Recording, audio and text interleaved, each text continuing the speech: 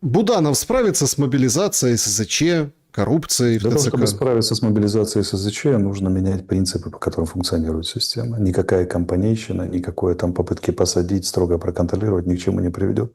Поскольку принципы никто не собирается менять. А наоборот, Буданова поставили, чтобы эти принципы что? Сохранились. Ничего никто не поменяет. Будет много компанейщины, много будет рассказов. Буданов этим хорошо известен. Я советую всем своим зрителям нашим зрителям обратить внимание на то, что публикует Артигрин.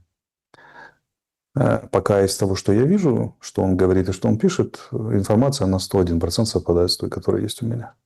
Он там много рассказывает про героического разведчика, ныне разведывающего в офисе. Поэтому, да, и систему, которую он создал. Мою оценку вы знаете. При Зеленском из ГУРа был создана конторка по вырезанию тем. Как человек делает одно, так он делает все другое. Как руководитель Буданов отразился в виде создания огромной машины по вырезанию тем. Ну, если не полукриминальные, то очень сильно криминальные. Процентов на 48. Вот. И как бы реальная военная разведка в этом, тем более стратегического уровня, в этом всем утонула. И оперативного, за исключением некоторых там достижений приличных людей. Если вы думаете, что с офисом и со страной будет нечто другое, вы очень сильно заблуждаетесь. Но я не вам говорю, а тем, кто склонен верить в это дело. Получается, никого нет? А кто может быть в этой системе? Ну, Если вот 5 кроватей переставляются, да, и абсолютно, да, выразивший неоднократно свое очень сомнительное заявление Кулеба, заявления, которые похлеще некоторых наших с вами были, рассматривается на главу внешней разведки, то или вообще принимается Зеленским, там, является рукопожатным, ну, значит, плохо с кадрами в системе. Очень. Ну, это же не секрет, как бы Украина же маленькая деревня, что очень многим людям, с которыми мы знакомы непосредственно или через одного, предлагались разные посты и предлагаются. Самые завидные министерские, вице-премьерские, там какие хочешь в офисе. И народ массово отказывается, никто не хочет с этим ассоциироваться.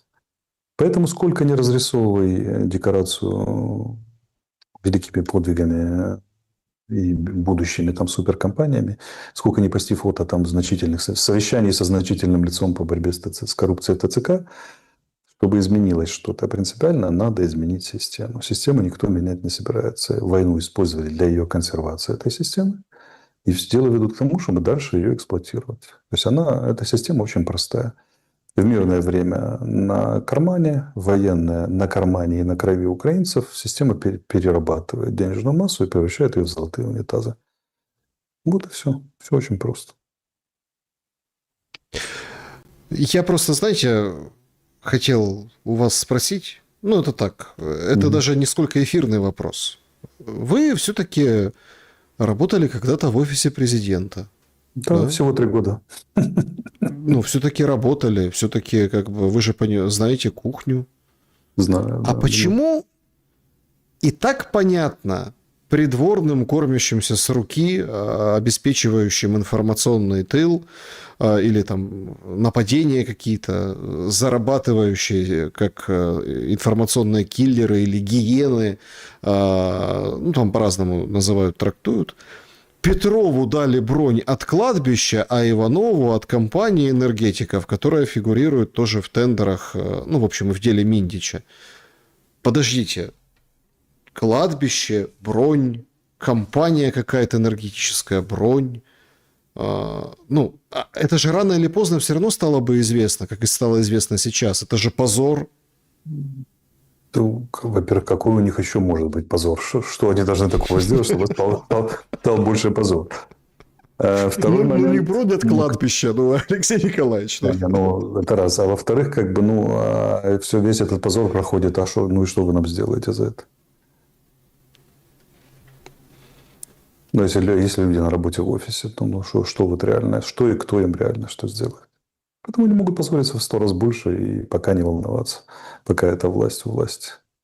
А когда закончится, это другой разговор. Но они так быстро поспешат продаться следующее и попытаться быть полезными, что если следующее будет не брезгливо, то они и при следующей будут дальше существовать.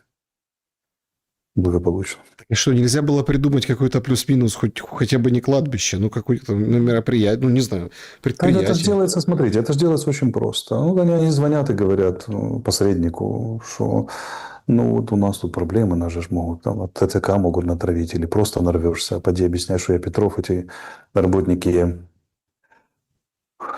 ТЦК, они же могут не знать, кто мы такие великие, да, телевизор не смотрят, темные люди. Надо какая-то бронь. Кто там? Кирилл Шевченко, вернее, Тимошенко. Давай, твоя, да, ну кто там, кладбищем занимался? Ну вот где-то там придумайте, что у нас под рукой. И просто иди туда, устраивайся на работу, а ты иди вон на предприятие. И Вася, Петя, кто там первый попавшийся, взял трубку из позвонивших, тот и устроил эту бронь. Если вы думаете, что там продумывают ходы, строят какую-то архитектуру, реноме пытаются соблюсти, ну вот так они делают все.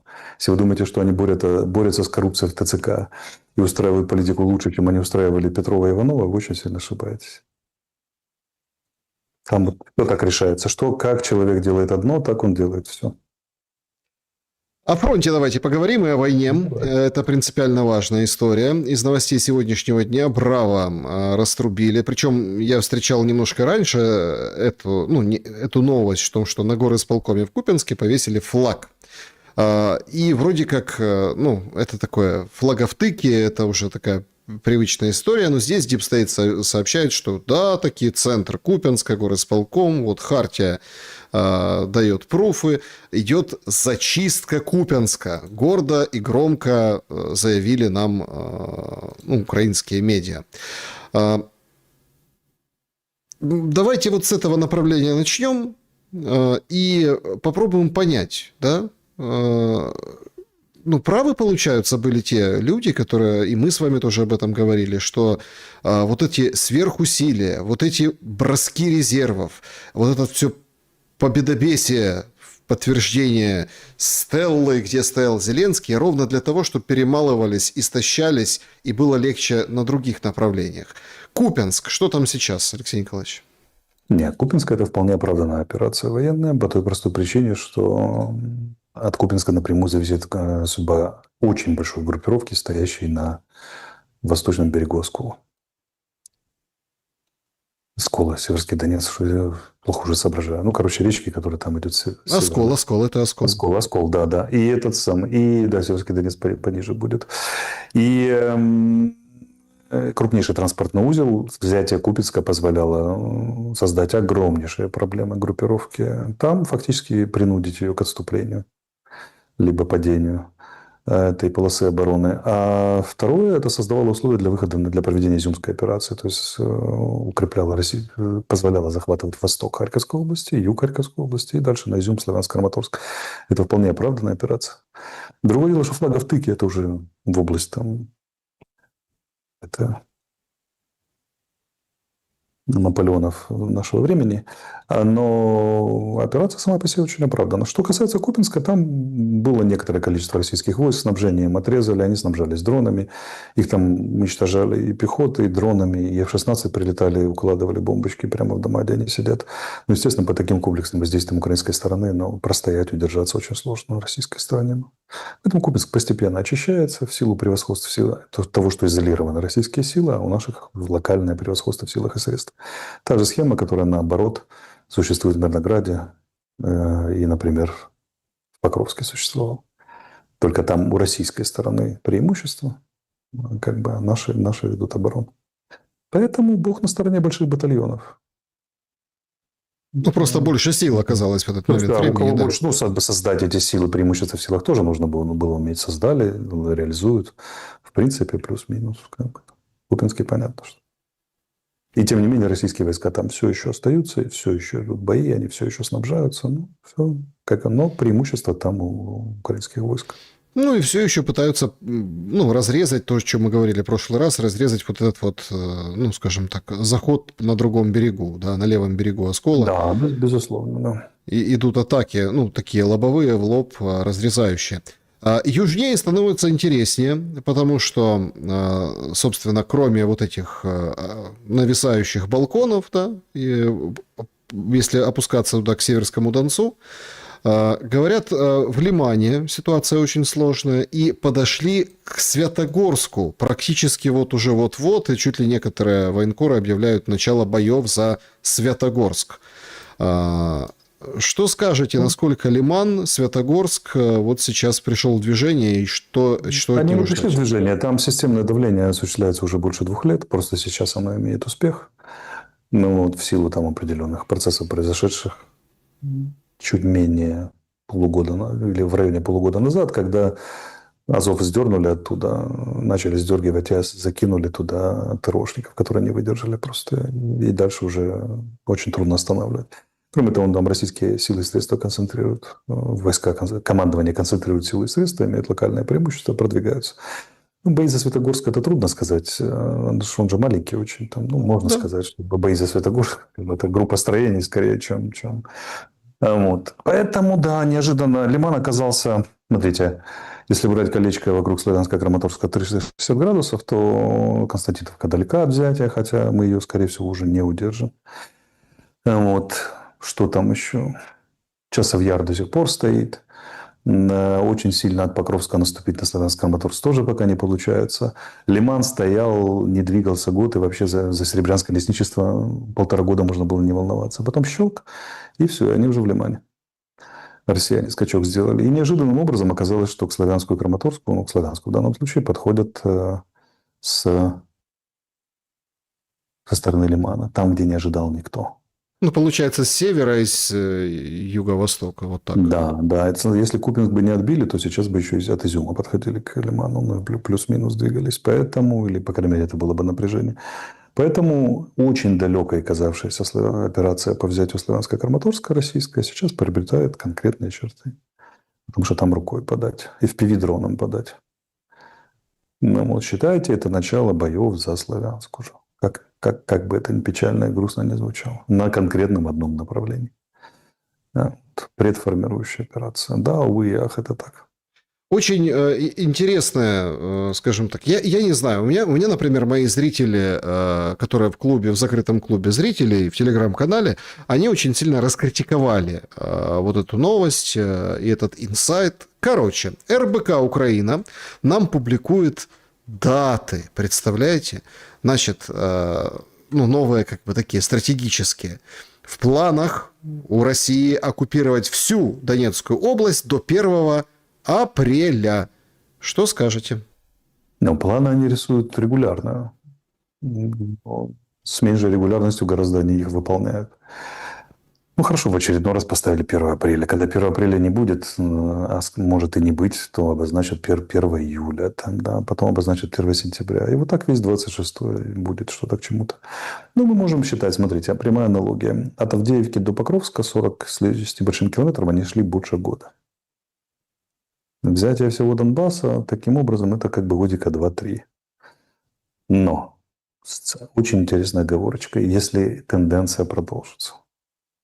А тенденция продолжится, это значит, у обоих сторон будет примерно то же соотношение сил и средств, никто не мобилизируется, не потянет, откуда ни возьмись дополнительные войска. Второе – снабжение, а значит, финансирование будет на том же уровне.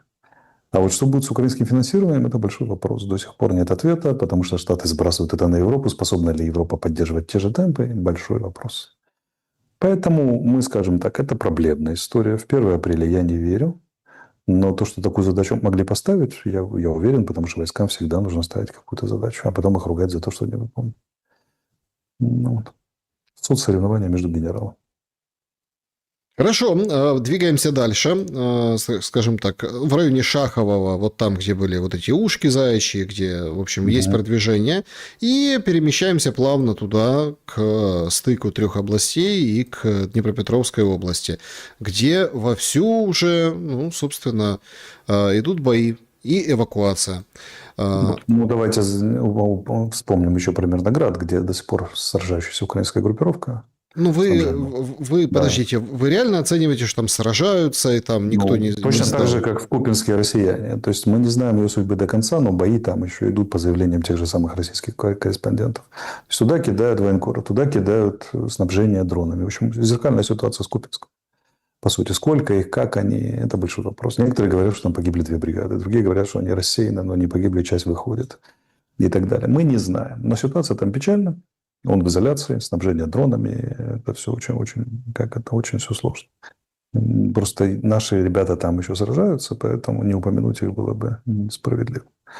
Вот. Второе. Что касается стык. Да, это два ключевых направления есть сегодня в Российской Федерации. Это Краматорск-Славянск. И второе – стык Донецкой, Днепропетровской и Запорожской. Ну, условный стык, потому что стык-то они уже взяли. Вот, который в тылу остался. Причина его понятна, повторим снова. Взятие Запорожской области стоит как основная задача перед российским командованием. И для этого надо зайти в тыл очень неплохо созданной обороны юга Запорожья. Ну, не юга, а южного фланга той части Запорожской области, которая осталась. Там действительно неплохо нарыли и тяжелые бои за Гуляйполе. Этому доказательство. Вот. И очень законным способом военным является создать угрозу с тыла и с фланга, что они делают, прорвавшись через Днепропетровскую область и далее развивая наступление. Вот, заставляя наши войска, имеющего противника за спиной, отступать. Потому что это называется перевернуть фронт. Это голубая мечта любого полководца. Заставить противника сражаться с перевернутым фронтом. Российское командование, обладая преимуществом, реализует эту голубую мечту. Вот. Поэтому перспективы там тревожные. И расстояние до Запорожья в среднее 20 километров – это FPV-дрон долетает. Поэтому, ну, FPV не долетает, но всякие там ждуны и прочие там эти самые оптоволокно долетает 100%. Поэтому, да, это два тревожных направления. И еще, и где не видно пока перелома, и сомнительно, где мы возьмем резервы, чтобы переломить, например, если нам захочется переломить. А есть еще Херсонское направление, мы о нем говорили в прошлый раз, вспомним еще раз, потому что там идут бои за острова, очень сильно достается Херсону. Вот, до сих пор не расследован непонятный инцидент с украинским ударом по этой самой, кто там погиб, военные, гражданские и так далее. Ну, то есть там это не основное направление, но бои там не менее кровавые, не менее напряженные, люди гибнут там точно так же, как на главных направлениях. И было бы несправедливо не упомнить. Ну, плюс Сумская область, север Харьковской области, где российское командование имеет политическую задачу создания буферной зоны, а наше командование имеет политическую задачу этого не допустить. Идут приграничные сражения. Бои. Назвать это боевые действия. Даже не бои, а боевые действия. Вот я очень люблю настоящих военных, мужественных. Всегда спрашиваю, чем отличается бой от боевых действий. На моей памяти ни один не смог сказать. Скажите нам. Не скажу. Иначе я не смогу их проверять. По поводу Сум. Deep State сообщили вчера, по-моему, что готовится плацдарм для наступления на областной центр. Пришел в движение там, вот, собственно, вот этот фронт. Это штаб 7-го корпуса. Да. Заявил. Ну, при всем уважении к штабу, плацдарм, наступление на Сумы. Есть ли у них эта задача? У меня большое сомнение. Для того, чтобы брать крупный город, эта группировка российская на этом направлении внезапно должна где-то взять 1100 войск, которых у нее нет. Вот для примера. В прошлом году российское командование планировало сформировать 14 дивизий. Сформировало 4 неполного состава. Чтобы выполнить свои же задачи по стратегическому развертыванию, им нужно откуда-то много-много людей взять. Например, провести мобилизацию. Второе. Они на это не идут по политическим причинам. Это непопулярная мера, но не выдерживают своих же темпов по созданию стратегических резервов. И чтобы героически брать такой себе город Сумы на несколько сотен тысяч жителей, нужно 1150 войск где-то взять. Суммы-то побольше Авдеевки. Авдеевку брало 170 тысяч. Поэтому я понимаю, что задача разведчика напугать и информационщиков 7-го корпуса при всем уважении к десантникам, но мне кажется, эта оценка сильно преувеличенная. Прямо взятие Сум. А вы... Вот в чем, какой расчет, Алексей Николаевич? У кого? Ну, вот смотрите, вот Авдеевку брали. Корректно ли сравнивать Авдеевку, например, с ее позициями и укреплениями еще там с 2014 года, да, вот с областными центрами? Ну, конечно. По характеру войны. Областные центры брать намного сложнее, чем Авдеевку, даже с ее укреплениями. Невероятно. Намного более снабжены. Просто размах театра требует плотности войска, а для этого нужно количество. Ну, это потому, что за каждый дом бои, это вот в Нет, этом это даже чемпионате. полуокружить город, изолировать его от снабжения. Там, опять же, там же оборона уже нарыли, там уже закопались, нарылись и стоят, воюют. То есть это сложно. Реально, это 1150 войска нужно к тем 60, которые там воюют. Где их брать, совершенно непонятно. Если бы они у них были, они бы их 100% кинули. Либо на Купинск, либо на Славянск-Краматорск, либо на Запорожье. Но не на Сумы точно. Ну, Купянск, Сумы, они и Харьков не фигурируют в целях и задачах, да. Да, это всего лишь буферная зона. Купинск, да, поэтому политические приоритеты понятны. Это Запорожская область и Донецкая. Туда бы пошли резервы, будь они нашлись у Российской Федерации. А просто так иметь дополнительное количество войск и ни с того ни с сего кинуть их на второстепенное, даже третьестепенное направление, ну, это переборчик. Поэтому люблю десантников, передаю им привет. 7-й корпус вы лучшие. Но что-то, мне кажется, в этот раз плацдарм для взятия города – это перебор. Алексей Николаевич, момент важный. Мы мало обращаем внимание на Запорожскую атомную электростанцию только как пункт переговоров 28 или 20, и там майнить крипту вместе с россиянами, без россиян, Украина и Америка, да, там станция наша, говорит Зеленский, без нас она не будет работать. Но там происходят очень интересные вещи. Значит, из-за боев в очередной раз там объявляется, потом срывается вот это перемирие МАГАТЭ по, скажем так, перебивают, в общем, линии, да, и тоже как бы идет война, и все это видят. Энергодар, Никополь, два города, глядящих друг на дружку через речку. И вот сегодня в Никополе был прилет. Значит, прилетело по исполкому. Примечательно, что исполком Никополя сначала поразили дроном в дверь, а второй дрон залетел в дверь и, собственно, там уже взорвался внутри. Активизация боев на этом направлении всегда очень, ну давайте так, аккуратно, короче, обходят все вот эту, как бы, Никополь, Энергодар, Запорожская АЭС, вот эту зону, да, и всегда очень, очень скромно и застенчиво они говорят. Но то, что это происходит сейчас, эта активизация, нам говорит, что по Запорожской АЭС не договорятся, и стороны обозначают свое, ну, там, присутствие и свои интересы. Назвать два дрона активизацией сложновато. Там, да, говорят, россияне жаловались, что им перебили линию электроснабжения, ведущую от Запорожской АЭС. Но это попытки создать энергетический коллапс по тому же принципу, по которому они создают нам. Это не грозит станции, не грозит выведением из строя, не грозит ядерной катастрофой. Эскалацией я бы не назвал. Запорожская АЭС знала времена куда как хуже, когда тот же Буданов организовывал героические забеги туда. Поэтому, да, которые все оказались, мягко говоря, неуспешными. Поэтому сейчас я бы не назвал это активизацией. В новостях, да, произошло 2-3 новости, но активизация прям боевых действий – это не так. Она остается предметом переговоров. Другое дело, что позиции сторон расходятся, это да, но все еще предмет переговоров. Из попыток срыва, их было бесчисленное множество, они все не прошли. Ядерный шантаж обеих сторон уже приелся за это время. Заново его организовать не удастся. Поэтому, да, это предмет договоренности. Будут ли там майнить или не майнить, это большой вопрос, не знаю. Но точно там сейчас не время особо за нее волноваться. Да, мы в прямом эфире, приходят новости очень интересные. Подали закон об аннексии Гренландии и предоставлении ей статуса штата США. Внесли в американский конгресс. Левит выходит, собственно, с заявлением у Белого дома и говорит, что четко сказал Трамп, Гренландия наша. Мы хотим приобрести Гренландию. Не сторгуемся. Ну, тогда, собственно, посмотрим другие моменты. Ну, очень интересно выглядит Трамп, конечно, с Гренландией. И особенно интересно, потому что это не Латинская Америка, не какой-нибудь там режим Аятолл. Это же вроде как союзники. Что, Трамп так может щелкнуть по носу союзников? Аж бегом. Они считают, администрация Трампа считает европейцев своими главными политическими противниками.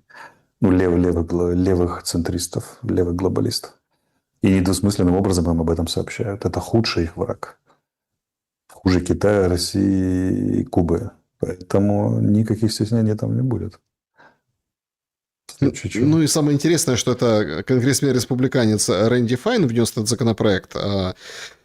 присоединения. И опять все Россия и Китая. Россия и Китая. Мы должны защититься от них, наш фланг прикрыть. Короче, в общем, пошла волна. Ну да, потому что российские и китайские подлодки атомные зачастили там проводить учения на гренландском направлении. Это реальная правда. К сожалению, Америка или, к счастью, не может не учитывать это как объект национальной безопасности.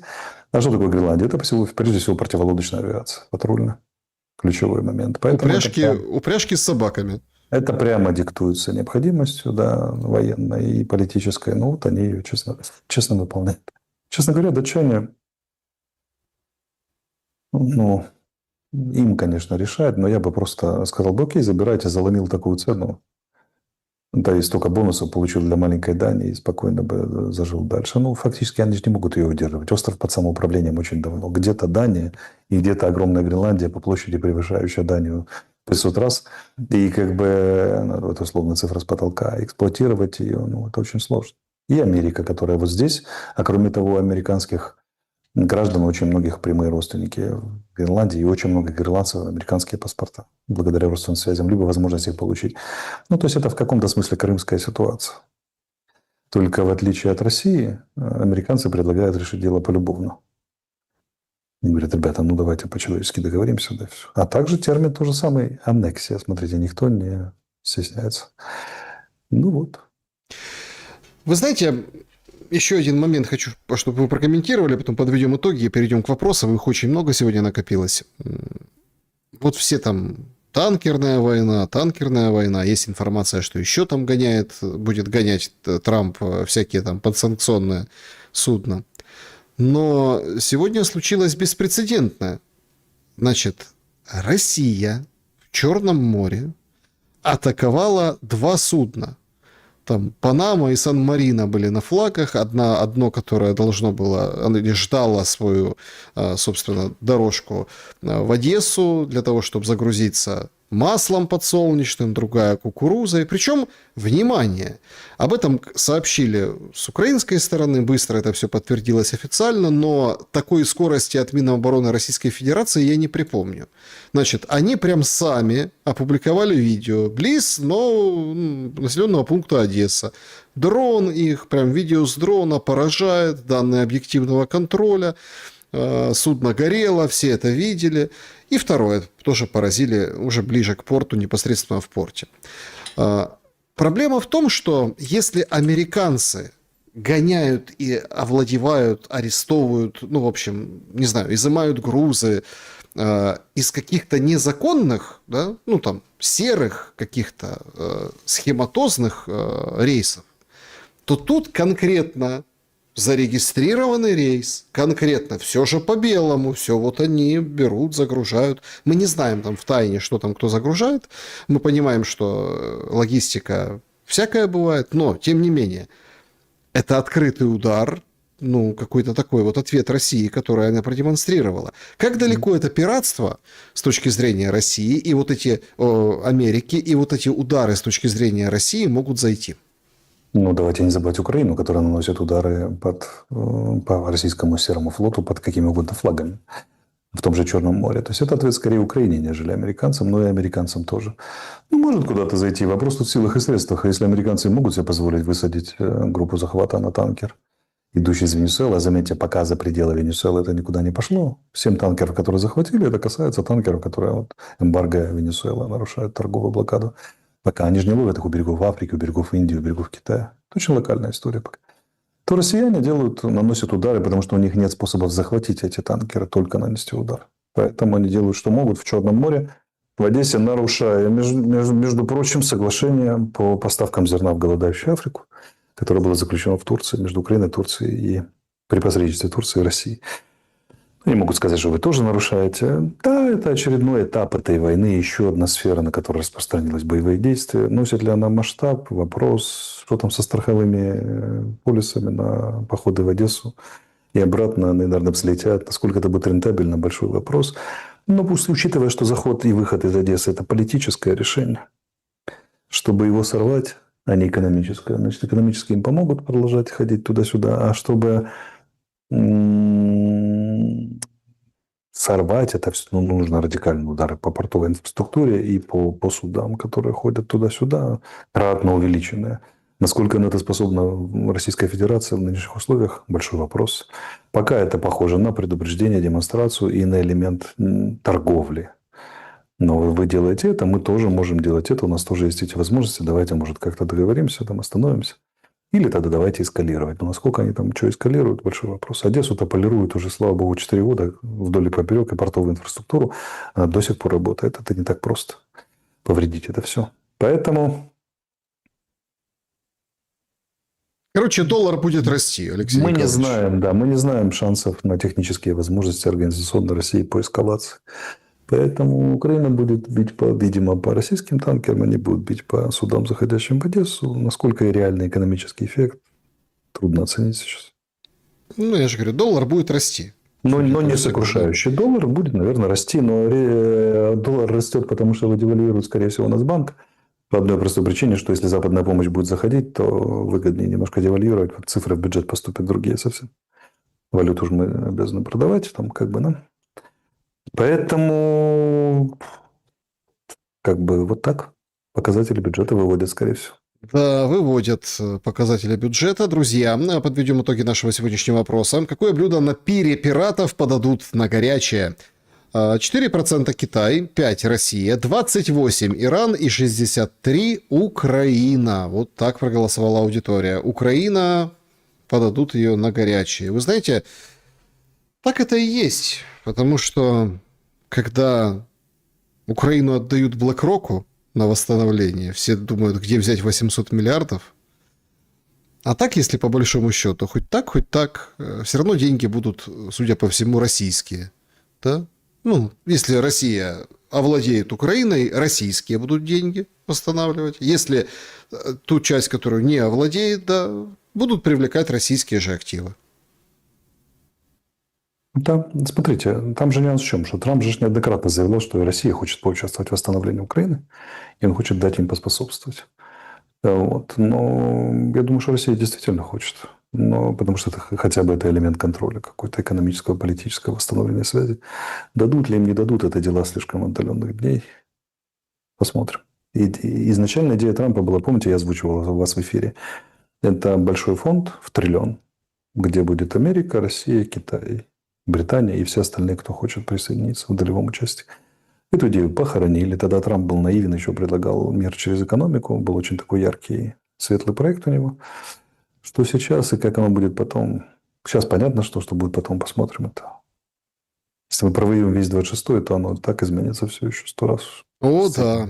Это с этим точно. восстановлением. Пример очень простой. Сначала Украина подписала все недра с Британией на 100 лет эксплуатации. Потом пришел Трамп, и куда-то Британия быстро делась. И уже BlackRock, понимаете. Ну, сложно сказать дело, если куда-то Британия. Подождите, Хилли тут ходит, министр обороны, Путина ловит по Киеву. Говорит, я бы выкрал Путина. Ну, а ракеты какие-то нам обещают, которые до Москвы будут долетать. Поэтому Британия с нами. Я бы выкрал Путина, да, и купил бы Альфа Центаура, но не получается. Почему? Так, поехали, вопросы. Режим Блиц с клуба зрителей начнем, потом переместимся в сообщество и 2 чата подключим. Поехали. Андрей спрашивает. Алексей Николаевич, у вас нет ощущения, что история независимости Украины закончится, как и в 17 веке? Когда сами казаки попросились к Алексею Михайловичу в царство, устав от беспредела панов на местах. Может, эта война не за территории, не за какие-то великие смыслы, а за то, чтобы добиться достаточного уровня беспределов панов на местах. Это же проще, чем идти фронтом до Львова. Друзья мои, Россия не управляет беспределом панов на местах. Паны сами прекрасно с этим справляются. Как в 17 веке, так в 20-м, так и в 21-м. Чем это кончится, никто не знает. Никто. И никто вам не скажет да, нет и так далее. Что касается 17 века, не было Украины тогда никакой, простите. Гетьманщина была, Украины не было. Поэтому давайте быть точными. Угу. Еще пользователь, мистер Воланд, обращается к вам. Ну, хоть не кот-бегемот. Да, вот. Значит, Алексей Николаевич, когда интервью у Дудя? Было бы очень интересно посмотреть и послушать вас в таком формате. Поступали ли от него предложения и вашу позицию, и взгляд, пишет мистер Воланд. Необходимо Не, услышать именно его аудитории. не поступали, а с чего бы это он меня звал? Я же путинская подстилка и пластинка, как известно всем честным людям. А он же оппозиционер, он осуждает Путина. Он Да там, ладно, он же у всяких там уже звал. да, ну, может, и позовет когда-нибудь. Ну, честно говоря, сказать, что я сильно страдаю без отсутствия, в отсутствии интервью у Дудя, так нет. Как там? Юра будет дуть, дуть будет Юра. Все будет, друзья, все будет. Всему свое время, как говорится. Поехали с сообщества. Лютое количество вопросов. Извините, все не попадут, но тем не менее. Очень благодарен за то, что пишете и задаете свои вопросы. Какой процент воинов сейчас воюет за идею Зеленского и чисто за деньги, на ваш взгляд? Да неизвестно, кто там воюет за деньги. Да. Если вообще, есть ли в Украине те, кто воюет за деньги? Какие там такие деньги платят, чтобы за них воевать и умирать? Как бы, да, копейки ж платят на самом деле. Поэтому воюют по инерции, воюют часть за идею. Там. Но те, кто за идею, меньшая часть, намного меньше. Видели эту публикацию в The Telegraph нидерландского воина, который Да. про Азов, Оказалось, что Пресветлый Азов все-таки еще любит немножко зигануть по утрам. Как бы, да, ну, бывает. А что же вы думали, что они сразу перекрасятся и станут лапочками?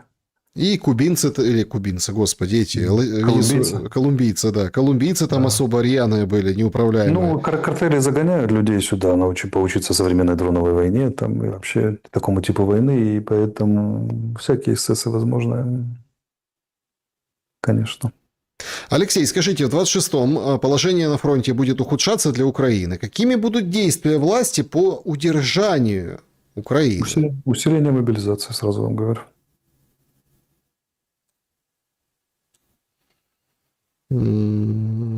Какого типа?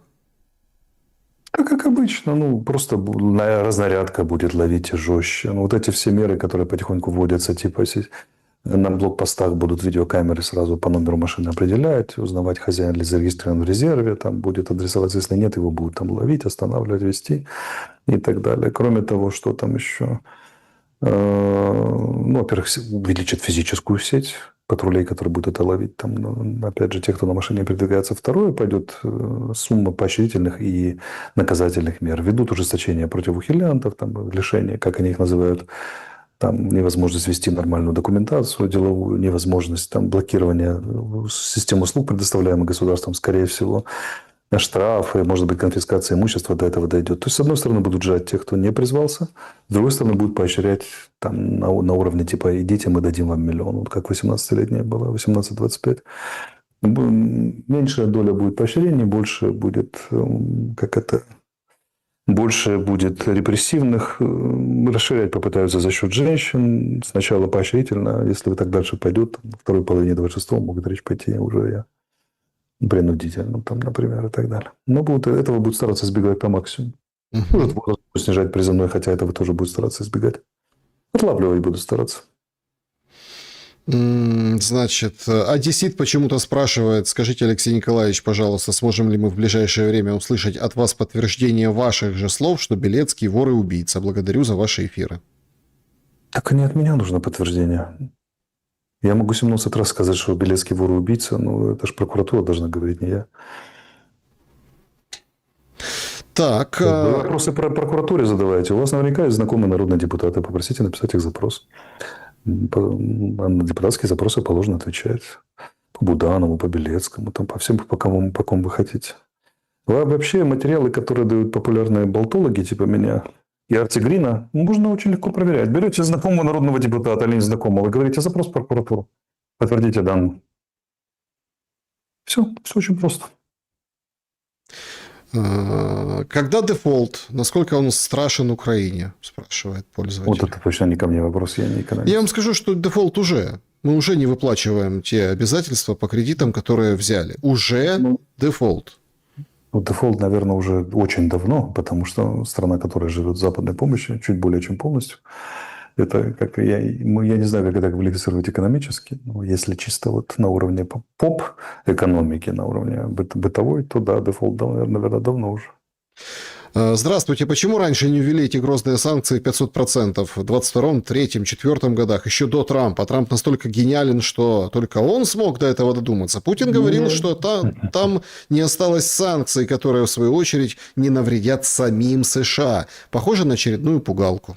Это очень хороший вопрос, и я его тоже задал публично у себя в соцсетях. Почему Байден, если он так страшно любил Украину, не ввел эти санкции против России, а Путина считал тираном и убийцей? Потому что просчитываются глобальные интересы. Арктика, Китай, противостояние Венесуэлы, Африки, там, Ирана и прочее, прочее. Это крайняя мера. Ввести санкции, их уже очень трудно снимать. Поэтому, прежде чем заниматься, это как организм подвергать химиотерапии, прежде чем на это соваться, пробуют паллиативными методами обойтись, договориться. Но внесенный законопроект, это вам, ребята, не шутки. Его будут голосовать. Проголосуют или нет, это большой вопрос. Но могут и проголосовать при нынешних настроениях в Конгрессе. А это уже будет ой-ой-ой. Так, поехали. Заглянем в чаты трансляций. Всем большое спасибо, что пишете. Поставьте лайк, пожалуйста, не забудьте. И напишите, что думаете в комментарии. О, Светлана, парень из Одессы поставил $200 тысяч на то, что Арестович станет новым президентом Украины. Как вам такое, Алексей? Одесса вас ждет. Да я только за. Голосуйте. 200 тысяч нет, не поможет. 200 тысяч. Ну, 100 надо, чтобы зарегистрироваться кандидатом в президент. Вот. Это я найду. А вот как бы все остальное от вас зависит, проголосуете или нет.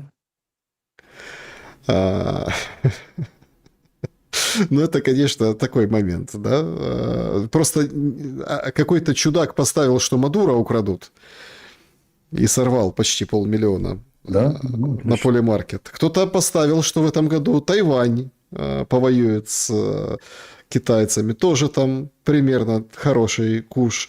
Поэтому... сейчас есть на что ставить. Пойдет ли режим Аятолл, например? Там, Пойдет ли Арестович президента? Да. пойдет ли Арестович президента? Да, выберут ли Арестовича? Есть по что волноваться. Вася задает вопрос. Почему тем, кого поддерживает Россия, быстро теряют власть, а ставленники Запада держатся? Вот Зеленского британцы охраняют, миллиарды силовикам выделяют, чтобы они контролировали свое население? Потому что Запад сильнее. Объективно сильнее. Сильнее, чем кто? Чем Юг. И Россия, в частности. Ну, вы в глобальном имеете в виду. Да, в глобальном смысле. Вот и все.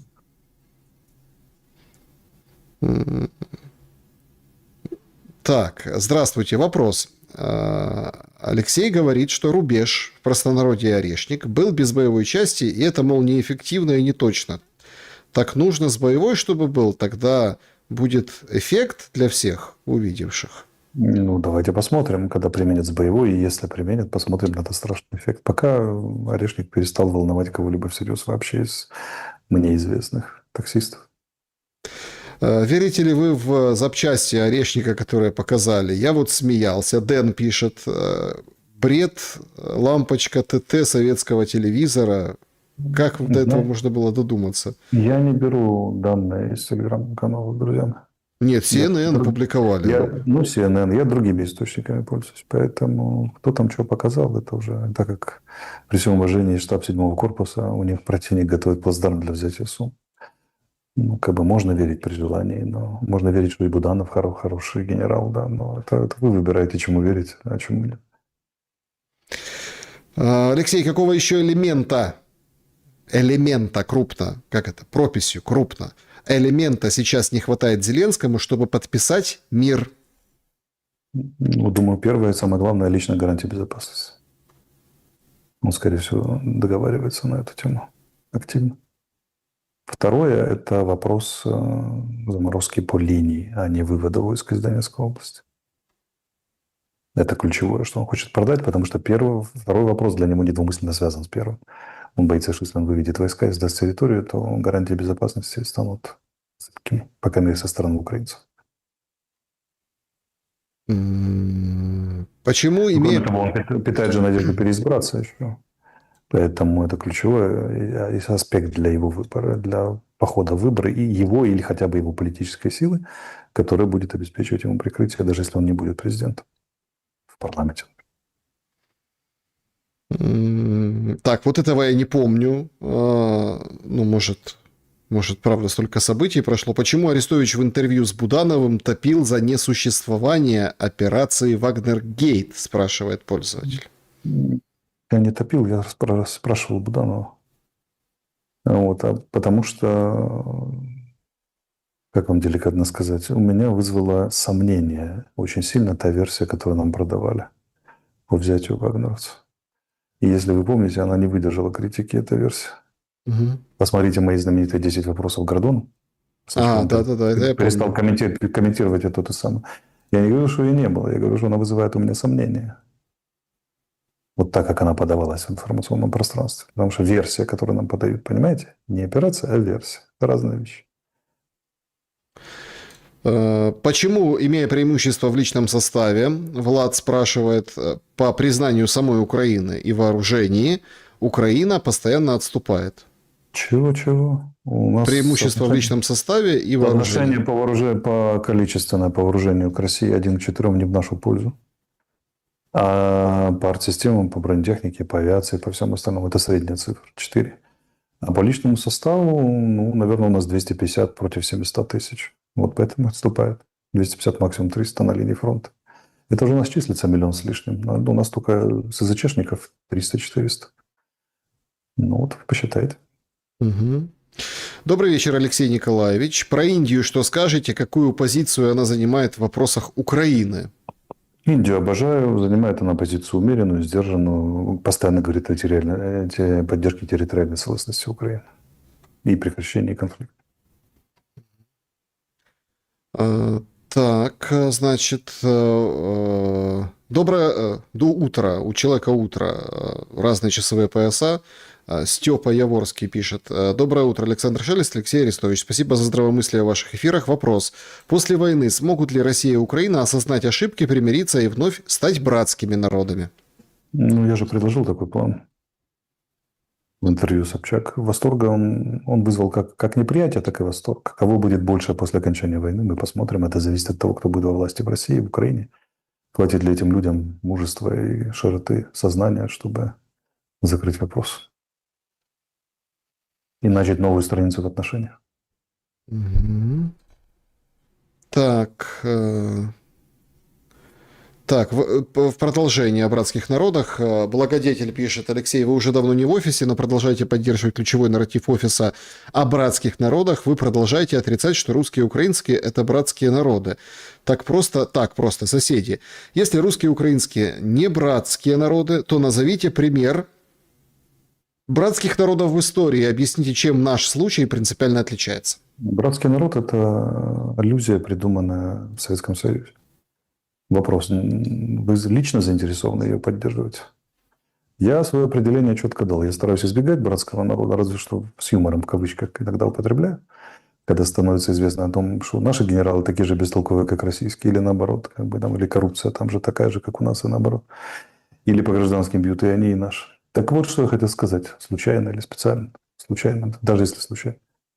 Теперь смотрите, что касается... Я считаю, что я говорил четко, что первое, мы народы, которые от одного исторического корня. Второе, у нас общая история и символический капитал общий. В значительной мере. И это прекрасная база для им. Кроме того, мы соседи. В-четвертых, мы крайне экономически зависим друг от друга. С моей точки зрения, это достаточно основание, чтобы не воевать, а вести дело миром. Угу. Моя позиция не меняется. Русские и украинцы воевать не должны. Вопрос. Каков вариант развала НАТО, если Трамп вторгнется в Гренландию? Может ли быть так, что при таком давлении Трампа Индия, Китай, Россия объединят свои ВПК и экономики? Нет, они очень далеки от этого, и это невозможно на данном этапе. Что касается развала НАТО, ну, это ж можно кликушествовать сколько угодно, но Трамп может дать четко понять: ребята, Гренландия моя, а в остальном я вас поддержу. И что тогда? Гордые европейцы скажут: нет, тогда мы отказываемся из-за Гренландии, поверьте, не скажут. Хотя Франция, он уже заговорила о возможности референдума по выходу из НАТО. Но она делает один раз, НАТО уцелела. Франция вышла, НАТО уцелела. Посмотрим. Угу. Не знаю. В любом случае, Трамп будет перекладывать безопасность обратно на европейцев. Это прописано в доктрине национальной безопасности новой. И он делает это де-факто. Какой-то человек, я вот честно там подозреваю, прям зафлудил весь чат вопросом, пользователь, не скучает ли Арестович по Фейгину. Я так даже подозреваю по частоте, что это, может, сам Фейгин пишет. Ну, может быть, Марк, если это ты, малыш, честно признаюсь, немножко скучаю, но не настолько, чтобы все тебе простить и возобновить. Точнее, и так, я тебе все прощаю, а возобновлять не буду. Ой, так, чат Алексея Николаевича. Вопрос от зрителя. Какой прогноз, Алексей? А в каком году закончится режим Зеленского? Он же опять военное положение продляет до мая. 26-й, 27-й, вряд ли 27-й переедет он. 27-й, думаете, нет? 27-й не он может зайти в 27-й, но в 28-м его уже наверняка не будет. Ну, тоже такой вопрос. Значит, IC, да, это вот вопрос. IC это почти как у нас ТЦК. Тоже бьют, стреляют, бусики, маски, избиения. Чем они отличаются, спрашивает пользователь. Тем, что ТСК – это военкоматы, а это миграционная служба. ТЦК хватает собственных граждан, а эти все-таки незаконных мигрантов. Но есть небольшая разница. Значит, Лена, Алексей, вы говорили, что будете писать книгу. Расскажите, пожалуйста, что это за книга? Я, во-первых, Поделитесь. написал ее уже на 2/3, а во-вторых, не расскажу. Пусть вам будет сюрприз, когда я допишу. Но я ленивый, я буду дописывать еще лет 10. Так поэтому расскажите, все забудут. Не расскажу. Не спешите. Это сюрприз. Ой, Алексей, Станислав пишет. Здравствуйте, 4 года почти идет война. Как вы считаете, почему все еще есть непричемыши, которые думают, что все не так однозначно? Что могла бы сделать Украина в 22-м и так далее? Что с головой? Это, ну, что у них с головой, наверное, у этих людей? Ну, потому что все не так однозначно, друзья мои. И чем дальше, тем неоднозначнее. Вот именно поэтому люди склонны пользоваться головой и понимают, что все не так однозначно. Так, значит, ну вот это мне вот нравится, когда вы пишете хорошие, добрые комментарии. И у Алексея, и здесь в чате там. Вот поддерживайте. Это особенно важно. Да, вот особенно важно. Так, про философа мы спрашивали в прошлый раз. Спасибо, Ильенко. что... Да. Замечательный человек. И это все, что я могу сказать по поводу Ильенко. Да, про Ильенкова очень часто задают вопрос, как бы эмпирически спрашиваем, но тем не менее. Алексей, вам принадлежит фраза «В людях больше добра, чем зла». Как, глядя на все происходящее, вы вообще можете так думать? Очень просто, я это вижу. Люди же зло делают из страха. Единственная причина, по которой делается зло, это страх. Не боялись бы, не делали бы. Но они настолько смертельно перепуганы. И так любят сочинять сказки, которые пугают их еще больше, что как бы плодят очень много зла. Но все равно добра в них больше. Значит, Алексей, вы... Я объясняю, да, цитируя моего учителя Весолома Подводного. Сила зла очевидна, она каждому дана, а сила добра не очевидна. И видна лишь только потому, что зло не победило окончательно. Все еще. Алексей, вы за какое-то время до скандала с Миндичем говорили, что расследуют потенциальную коррупцию Миндича. Вопрос, вы не думали, что это могло навредить следствию? Мои слова? Да. Спасибо за комплимент. Вы прямо... Как это? Я, конечно, считаю себя центром галактики, но до такого даже я не додумался. Что заявление какого-то там отставного пенсионера-блогера может повредить следствию. Это перебор. Друзья мои, если бы вы знали, какие тесные связи там существуют, и как они друг другу дружно докладывают, что, между прочим, в печати было, там какого-то прокурора отстранили за то, что он сдал информацию, то, поверьте, публичное заявление с моей стороны по сравнению с добрым прокурорско-судейско-оперативным обменом – это ничто. Анна, вы каждый раз так верите Трампу, до смешного доходит. Он уже столько дедлайнов выставлял, и Путиным 100 раз недоволен был, и Зеленским, а вот и ныне там. Откуда у вас такая наивность? Ну и права же, Анна. Уже как Великая Отечественная война даже перещеголяла по количеству А кто сказал, что я верю Трампу? Где я хоть раз сказал, что я верю Трампу? Или что из моих слов вытекает, что я верю Ну, Трампу? вы его хвалите. Я говорю, Трамп делает это, Трамп делает то. Потому что мне нравится то, что он делает. Далеко не все, но нравится. Кроме того, я считаю его очень светлым человеком. Я считаю вообще, что в мире сейчас только два светлых политика. Это Моди и Трамп. А Моди за что заслужил такую Ну, оценку? я просто немножко знаю о Моди. Крупнейший индийский философ там в своей сфере, да, и вообще продвинутый очень человек. Поэтому, ну, некоторые его действия даже формально видны. Призыв к миру во всем мире. Там, всегда последовательно выступает. Территориальная целостность Украины, мир. Любую возможность для мира использовать. Так, вопрос по делу от господина Нестеренко. Значит, Алексей, как вы считаете, что сейчас нужно сделать Российской Федерации, чтобы остановить этот кошмар на приемлемых для всех условиях? Ну, самый разумный выход со стороны России – это по линии фронта остановку сделать. И создавать, но Украина – это частный вопрос. Им надо ставить вопрос о создании системы безопасности коллективной в Восточной Европе и в Европе вообще на новых условиях, учитывая новую американскую политику, отраженную в формальном документе. Там подгорают некоторые документы по ядерному сдерживанию уже, в том числе заявление Трампа есть. Опять же, основная нагрузка за безопасность Европы теперь на Европе, не на Штатах. Полностью сменилась система, созданная в 1945 году и создаваемая до 1989-го, с 1945 до 1989. Нужно выстраивать новую архитектуру. Пока Россия за, но она пытается навязать условия силовым путем или отстоять условия силовым путем. Я думаю, это ложный путь. Надо бы тормозиться и реалистично сейчас затормозиться и начинать строить новую большую архитектуру, не допускающую войны, создающую систему арбитража. То есть решение накопившихся споров не военным путем. Так, Вот это самое разумное, что она может сделать. По сказке про то, что она выводит войска и кается, мы сейчас оставляем. Этого нереально. А вот по линии, да, заморозиться и начать строить новую историю, это вполне себе реально и разумно. Так, значит, Дарья спрашивает, что с демографией в Украине, какой прогноз, насколько убытие или после окончания войны прибытие? Я не демограф, не профессионал, но профессионалы говорят откровенно, что Украина прошла точку невозврата, и отыграть обратно рост численности или хотя бы стабилизацию численности населения Украины, украинцев, да, ну, нерешаемая практически задача. Как страна, как экономика может уцелеть, завезя мигрантов, но еще вопрос, какие здесь условия для мигрантов. Если их будут учить петь «Батька наш Бандера», то они лучше поедут в Германию. Вот. А как украинская этническая масса, да, точка без возврата пройдена. И там он же рисует, что украинцев к концу 21 века будет всего 15 миллионов. Заметьте, что в 91-м их было 52 только в пределах Украины. Так, значит, вот такой вопрос. Здравствуйте, сейчас Приднестровье в полной блокаде, если захотят их морить голодом, как Ленинград. Какой возможный сценарий развития событий?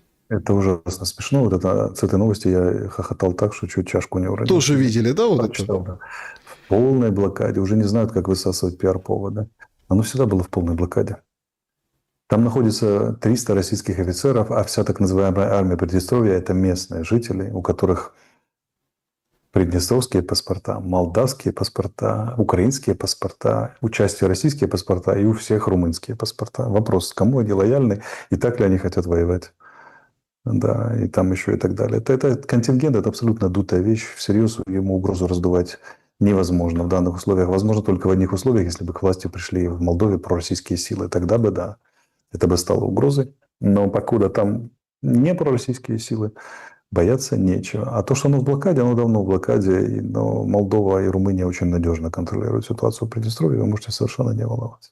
Слушайте, а как оцените сегодняшнюю новость, запись, там, аудио? Санду говорит, референдум присоединения к Румынии вообще замечательно, а то мы такие маленькие, а вот вместе было бы хорошо. Так это ж один и тот же народ, одна и та же страна. Так это госизмена. Ну, как госизмена. Она же говорит, большинство молдаван не хочет, это граждан Молдовы. Поэтому, увы, мы не проводим такой референдум. Почему госизмена? Я бы проголосовал, это допущение. Я готовлю референдум и присоединение. Вот это уже госизмена. А говорить можно все что угодно. Например, она может сказать, что я пишу фантастическую книжку. Рассуждала вслух. Это только в Украине говорить нельзя, что попало, а в Молдове еще можно. Пока чуть-чуть еще, да. Значит, По поводу Молдовы понятно. Алексей, вопрос для вас. Кем вы видите мир через 10 лет? Род глобалистов навсегда закроют, и сила будет править миром? Смотрите, и глобалисты, и весь прикол в том, что и глобалисты, и консерваторы в прошлое уходят уже. Будет партия искусственного интеллекта. Он за 10 лет поменяет жизнь неузнаваемо, поверьте, разрушит все от ключевых сфер и создаст новое образование, здравоохранение, заканчивая политикой. Сегодня очень интересная была новость, я думаю, вы тоже, что таксисты, я прям для вас ее берег под финал, таксисты протестуют в Америке. Там новые беспилотные такси с искусственным интеллектом, гугловские, еще там какие-то, и они выходят и протестуют, говорят, нас забирают работу. Прям Да. волнение. Ничего, дадут базовый доход какой-нибудь. Да. Люди будут сидеть с базовым доходом, не переживайте. Не без потрясений будет, но проблему решат. Это точно. Значит, вот давайте этим вопросом закончим, потому что вот в моем чате пишут, вы что-то сегодня оба грустные, вот это. Вот вопрос от вашей подписчицы. Мы не грустные, мы спокойные, друзья мои. От вашей подписчицы. Алексей, вы счастливы? Да. Чтоб...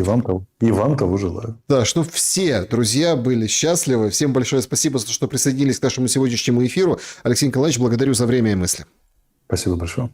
Друзья, берегите себя, добра и света. Увидимся.